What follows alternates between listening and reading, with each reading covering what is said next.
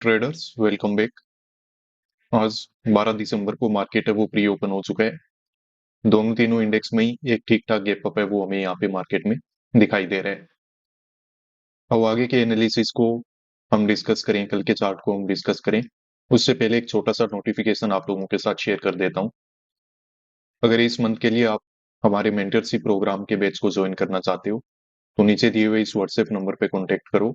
मेरा टीममेट आपको complete details हैं वो प्रोवाइड कर देगा। और उसके बाद अगर आपको ठीक लगे, आप ट्रेडिंग साइकोलॉजी को समझना चाहते हो जो कि कंसिस्टेंटली प्रॉफिटेबल बनने के लिए बड़ा ही इंपॉर्टेंट है, तो आप इस प्रोग्राम को ज्वाइन कर सकते हो। अब बैंक निफ्टी के कल के चार्ट को थोड़ा देख लेते हैं ताकि आज आइडिया लगे कि मार्केट में हमें काम कैसे करना है। कल के दिन मार्केट में हमने यहाँ पे सेल किया था और एक काफी अच्छा रिजेक्शन हमें यहाँ पे दिखाई दिया, बट उसके बाद देखो मार्केट ने ओवरऑल कंप्लीटली यहाँ पे रिकवरी कर रखी है। तो इस रिकवरी में देखो मार्केट में मान के चलो कि यहाँ तक तो कोई ज्यादा बायर वगैरह ऐड हुए नहीं होंगे। ठीक है, यहाँ पे अगर किसी ने बाय किया है तो वो अच्छा ट्रेडर ही होगा। ऑलरेडी अगर कोई बाय करके बैठा भी था, वैसे ज्यादा बायर के एसएल नहीं थे क्योंकि मार्केट ने साइकोलॉजिकल नंबर के डे बिफोर यस्टरडे आप देखो कि मार्केट ने यहाँ पे साइकोलॉजिकल नंबर के नीचे ही क्लोज किया हुआ था। तो इसका ब्रेकडाउन वगैरह भी कर दिया, आसपास के लेवल का ब्रेकडाउन मार्केट जब ऐसे शार्पली कर देता है तो बायर वगैरह तो फिर और भी नहीं बचते हैं। सेलर ने ही यहाँ पे ज्यादा से ज्यादा काम किया होगा और मार्केट ने देखो क्विकली एक अपसाइड में मूवमेंट करके रखा है। तो यहाँ पे अगर किसी ने बाय किया है तो वो देखो अच्छे बायर हैं, प्लस वो मार्केट में प्रॉफिटेबल भी हैं। जब मार्केट अब gap down sorry gap up open हो गया तो डायरेक्टली इनको टारगेट यहाँ पे हम बना नहीं सकते। यहाँ कहीं पे देखो मार्केट में बाइंग हुई होगी, ठीक है, नो डाउट यहाँ पे बाइंग हुई होगी, पर इनको देखो मार्केट ने क्या कर रखा है ना, एक देखो ट्रैप कितना अच्छा बनाया है मार्केट ने। ये जो प्रीवियस डे का ये जो यहाँ पे आपको दिखाई दे रहा है ना रेजिस्टेंस, यहां से देखो रिजेक्शन लिया और इस तरीके से एक रिट्रेसमेंट वगैरह दे के रखा है और मार्केट ने ओवरऑल नीचे ही यहीं पे क्लोज किया है। तो इससे होता क्या है कि यहाँ पे अगर कोई बाय रेड भी हो जाता है ना, यहाँ पे अगर कोई बाय रेड भी हो जाता है ना जिसको लगता है कि यहाँ पे ब्रेकआउट होगा, तो वो अपने पोजीशंस वगैरह एग्जिट करके निकल जाता है कि मार्केट में सेम जगह से रिजेक्शन आ रहा है, मे भी मार्केट नीचे चला जाए। और वैसे भी मार्केट आपको पता है कि यहाँ पे साइडवेज हो रखा है, बार बार कोशिश कर रहा है कि नीचे कोई अच्छा ब्रेकडाउन हो जाए, बट मार्केट में फिर क्या हो जाती है, रिकवरी हो जाती है। तो ओवरऑल इन सब फैक्टर को देख के एक बात मुझे रियलाइज हो रही है, पता चल रहा है कि देखो मार्केट में आसपास ऐसा कोई बायर है नहीं जिसको हम टारगेट बना पाए।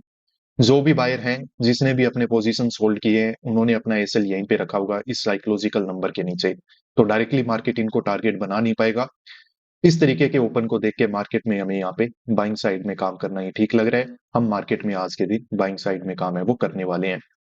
ये मार्केट में अगर कोई गैप डाउन ओपन हो जाता ना आज के दिन, तो यहाँ पे एक बड़ी सेलिंग हमें देखने को मिल सकती थी, पर गैप अप होने की वजह से वो पॉसिबिलिटी है वो खत्म हो चुकी है। मार्केट में यहाँ पे अपसाइड का ही व्यू है वो हम रखने वाले हैं। चलिए ऐसे करते हैं, मार्केट में यहाँ पे हम काम कर लेते हैं। देखो बड़ा तो कोई रिजेक्शन यहाँ से आ नहीं सकता है मार्केट में, ओवरऑल मार्केट है वो ऊपर ही जाने वाला है। तो काम यहाँ पे कर लेते हैं, एक ठीक ही प्राइस मिल रहा है, क्योंकि यहाँ से मार्केट अचानक से ब्रेकआउट वगैरह देगा ना, फिर हमारा एक अच्छा एंट्री पॉइंट है वो मिस हो जाएगा।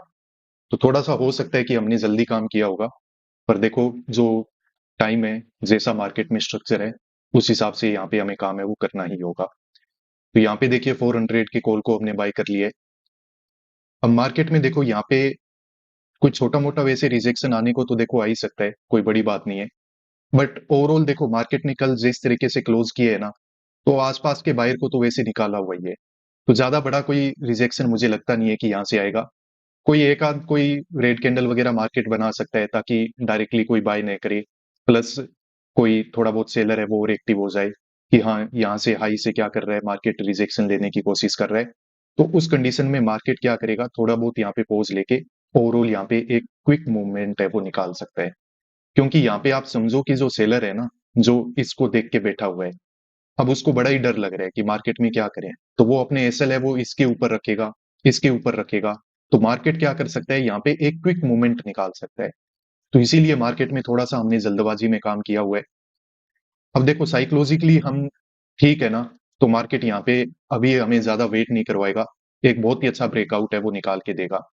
और मार्केट अगर ज्यादा ही रिजेक्शन में चला गया और ज्यादा ही नीचे जा रहा है, होल्ड कर रहा है, फिर उस टाइम पे देख लेना हमारी पोजीशन है वो कहीं ना कहीं पे गलत हो सकती है, वहां पे हो सकता है कि हमें मार्केट में एसएल वगैरह की बुकिंग है वो करनी पड़े। तो ठीक है, मुझे लगता है ऐसा कुछ नहीं होगा। अभी निफ्टी वगैरह में कुछ अच्छे कैंडल्स हैं, देखो बनना स्टार्ट हो चुके हैं। ये 26,000 के लेवल का यहाँ पे ब्रेकआउट वगैरह देने की कोशिश कर रहा है। तो यहाँ पे हम एक्सपेक्ट कर रहे हैं कि मार्केट एक अच्छा ब्रेकआउट निकालेगा। अगर अच्छा ब्रेकआउट होगा तो डेफिनेटली यहाँ पे भी एक अच्छा मूवमेंट होगा और हमें मार्केट में प्रॉफिट बुक करने का मौका मिलेगा। तो अभी चलो थोड़ी देर वेट करते हैं। अब देखो, जब तक प्रॉफिट बुक नहीं हो जाता है, मार्केट में रिस्क तो बना रहेगा, थोड़ा डर भी लगता ही है, पर फिर भी सिचुएशन को देख के थोड़ा रिस्क लेके काम करना पड़ता है, तभी देखो रिवॉर्ड मिलता है। अगर यहाँ पे काम नहीं करेंगे तो फिर रिवॉर्ड भी हमें मिलेगा नहीं। सेंसेक्स में भी अच्छी मूवमेंट हो रहा है ऊपर की तरफ, ठीक बात है। चलो ठीक है, अभी ब्रेकआउट वगैरह निकाल रहे हैं निफ्टी, तो उम्मीद करते हैं यहाँ पे भी ब्रेकआउट वगैरह हो जाएगा। वेट करते हैं। तो देखिए, मार्केट में हमने पोजीशन बनाई, थोड़ा सा एक रिजेक्शन आया, और अब मार्केट वापस से यहाँ पे क्या कर रहा है, रिकवरी करके दिखा रहा है। अब देखिए, जो हमने साइकोलॉजी पे काम किया था उस हिसाब से मार्केट को अब यहाँ से निकल जाना चाहिए। अब मार्केट अगर वापस से ये लो को निकाल देगा ना, फिर समझ लेना कि हम मार्केट में ट्रैप हो गए, क्योंकि वहां पे मार्केट फिर हमारे एसएल वगैरह हंट कर देगा। उसके बाद उसको जाना है नहीं जाना है वो अलग बात है, क्योंकि मार्केट में आपको पता है कि कभी भी कुछ भी हो सकता है। हमें तो लगता है कि मार्केट यहीं से निकल जाएगा, पर ऐसे होता नहीं है। ठीक है, फिर उसके पीछे कोई और साइकोलॉजी, कोई और फोर्स हो सकता है जो हम समझ नहीं पा रहे हैं। बाकी अब यहाँ से मार्केट में एक क्विक ब्रेकआउट है वो हमें देखने को मिलना चाहिए, अगर मार्केट में जिस साइकोलॉजी पे हमने काम किया था, ये रिजेक्शन की साइकोलॉजी को समझ लो। अब जैसे हमने बाय कर लिया तो काफी और भी तो ट्रेडर होते हैं ना, उनको लगता है कि मार्केट गैप अप ओपन हो गया, हो सकता है ब्रेकआउट हो जाए, और मार्केट ऐसे देखो कैंडल भी बना के दिखा रहा है, तो चलो मार्केट में क्या करते हैं, बाय कर लेते हैं। तो वो भी बाय करके बैठ जाते हैं। तो उनका क्या करता है, मार्केट एक बार एसएल हंट करता है यहाँ पे, फिर उसके बाद क्या करता है, मार्केट क्विकली ऊपर निकल जाएगा। अब यहीं पे अगर मार्केट वापस से ऐसे थोड़ा नीचे आके अच्छा प्राइस बना के देगा, वापस नीचे जाएगा, तो फिर तो बाकी लोग वापस से बाय कर लेंगे।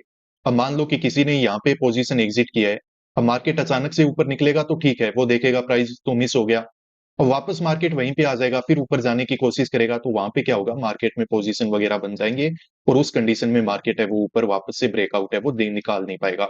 तो ये ब्रेकआउट की साइकोलॉजी होती है जो मैं आपको यहाँ पे समझा रहा हूँ। उम्मीद करता हूँ आपको समझ में आ गई होगी।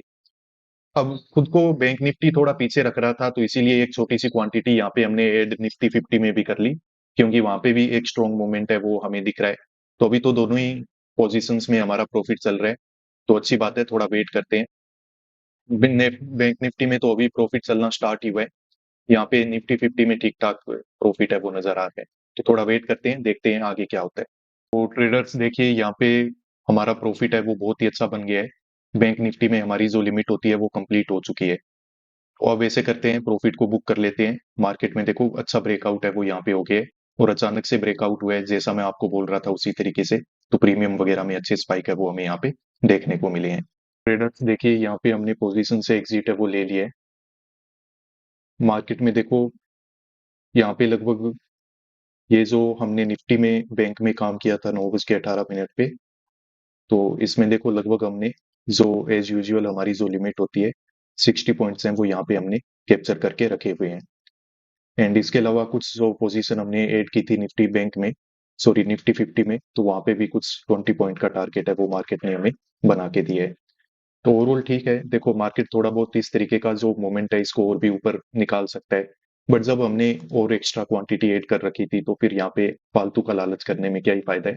मार्केट में कल भी हमने एक अच्छा टारगेट बुक किया था, आज भी मार्केट में एक अच्छा टारगेट बुक हो गया, तो ओवरऑल पूरा वीक है वो हमारा बहुत ही अच्छा हो गया। तो ये ठीक बात है। अब मार्केट में हमने काम क्यों किया था, देखो सिंपल सी चीज है, नीचे अगर कोई बाय करके बैठा है वो प्रॉफिटेबल था।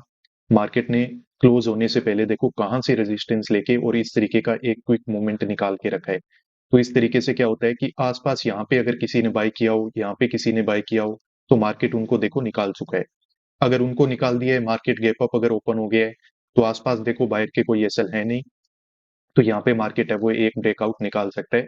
तो उसी ब्रेकआउट के लिए ओवरऑल हमने यहाँ पे काम है वो किया हुआ है।